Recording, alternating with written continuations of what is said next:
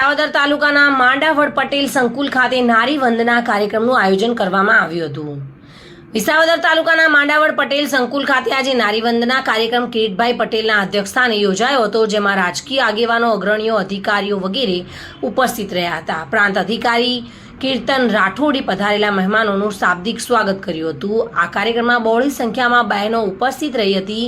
મહાનુભાવોએ પોતાના મંતવ્યમાં સરકાર તરફથી બહેનોને મળતા લાભો અને ફાયદો વિશે માહિતી આપી હતી।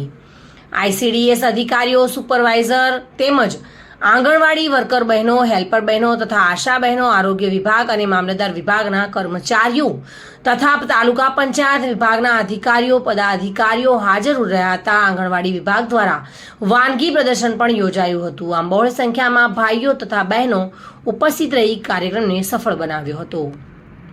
શ્યામ ચાવડા સાથે bureau report, today Gujarati news.